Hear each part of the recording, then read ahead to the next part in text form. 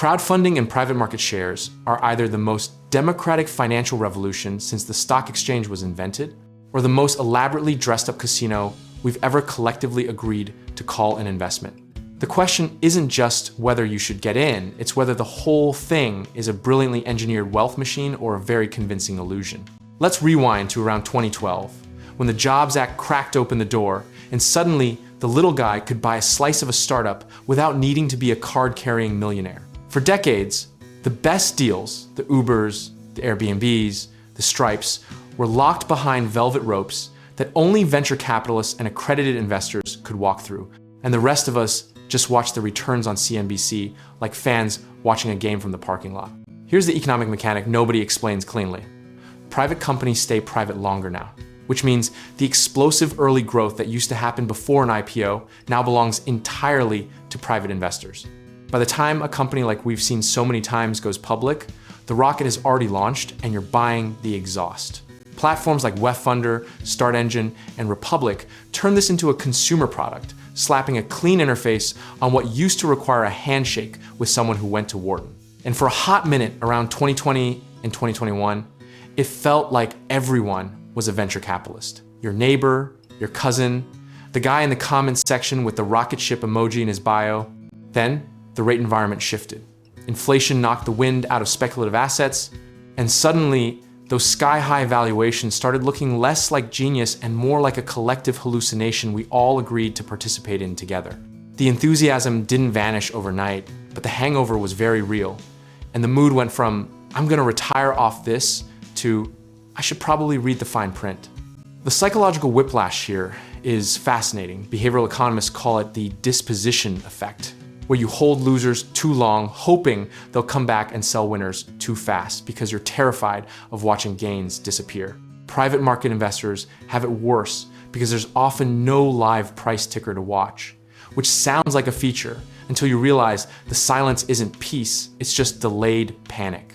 History rhymes loudly here. The dot-com era saw retail investors flooding into early-stage companies through vehicles they barely understood. And roughly 90% of those companies failed, with losses that took a generation to recover from, emotionally and financially. But here's the part that keeps contrarians honest. The 10% that survived produced some of the most staggering returns in market history, which is why every cycle finds a new crowd convinced this time the odds bend differently for them. The misconception that kills most people in this space is the belief that because a product is cool or a founder is charismatic, the investment math automatically works in your favor. A compelling pitch deck is not a moat. A celebrity endorsement is not revenue. And a wait list is not the same as a customer base with a credit card on file. The lessons history offers aren't subtle. Diversify across many small positions rather than going heavy on one moonshot. Never invest money you need back in under 5 years. And treat every crowdfunded deal as if it has an 80% chance of going to zero. Because statistically, that's close to what the data actually shows. Process beats conviction every single time in this asset class, because conviction is just emotion wearing a spreadsheet costume. What this whole space really represents is a rebalancing of access. And access is genuinely valuable even when the execution is messy.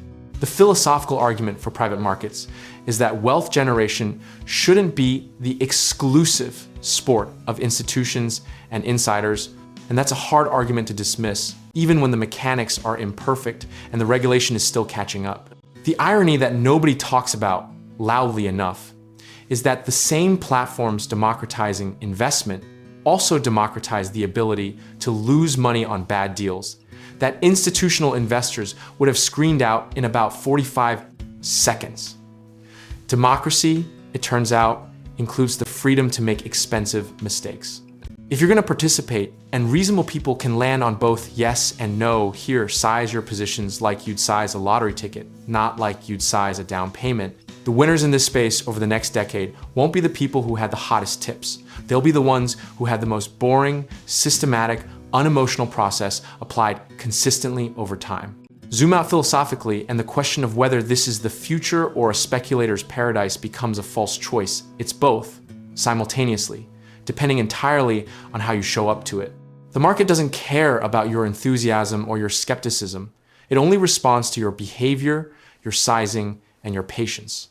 Comfort with uncertainty is the actual entry requirement here, not a net worth threshold or an accredited investor status. And the people who've made real money in early stage investing will tell you they got comfortable being wrong often so they could be spectacularly right occasionally.